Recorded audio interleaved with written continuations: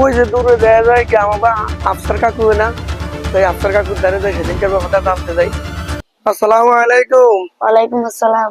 কেমন আছেন? আছি ভালো আলহামদুলিল্লাহ, আপনি কেমন আছেন? আমি আলহামদুলিল্লাহ ভালো আছি।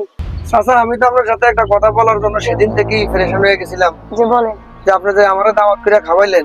জি সেদিন দেখলাম এলাকার অনেক মানুষ দাওয়াত করে খাওয়াইলেন অনেক, কিন্তু আপনার ভাই ভাতিজাগুলো তো দেখলাম না। তাদের কি দাওয়াত করেন না আপনি আপনার ভাই ভাতিজা করে? জি না, আমার ভাই বোনেরা ভালো না তাই এটা তাদের দাওয়াত দেন। আপনার ভাই ভাতিজা ভালো না দিকে দাওয়াত দেন নাই। জি এই যে তাহলে কিন্তু আপনি যে কথাটা বলছেন, আপনি এই কথাটাও কিন্তু ভালো না। কেমন?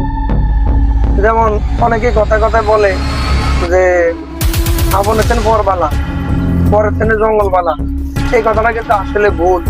কেমন ভুল? ভুল হলো আপনার জীবনে কোনো সময় যদি আল্লাহ না করুক কোনো একটা বিপদে পড়েন, কোনো একটা ঝামেলায় পড়েন, কোনো একটা অ্যাক্সিডেন্ট করেন বা কোনো একটা রোগে আক্রান্ত হন, তখন কিন্তু আপনার এই আত্মীয় স্বজনেরই আপনাকে জিজ্ঞাসা, তখন এই পরেরও জিজ্ঞাসা হবে না, ওই জঙ্গলেরও জিজ্ঞাসা আসবে না।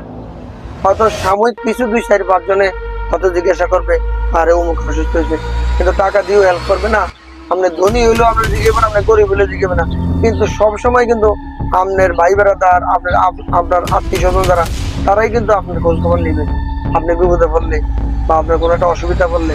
তো এই কথা আর কখনো বলবেন না যে আপনার দিন পরবেলা পরের দিন জঙ্গলবেলা, এ কথা আর কখনো বলবেন। জি না।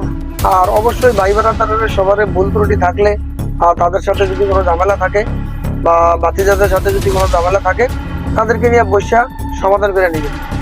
ঠিক আছে? ঠিক আছে। জি, আসসালামু আলাইকুম, গেলাম যে। আচ্ছা।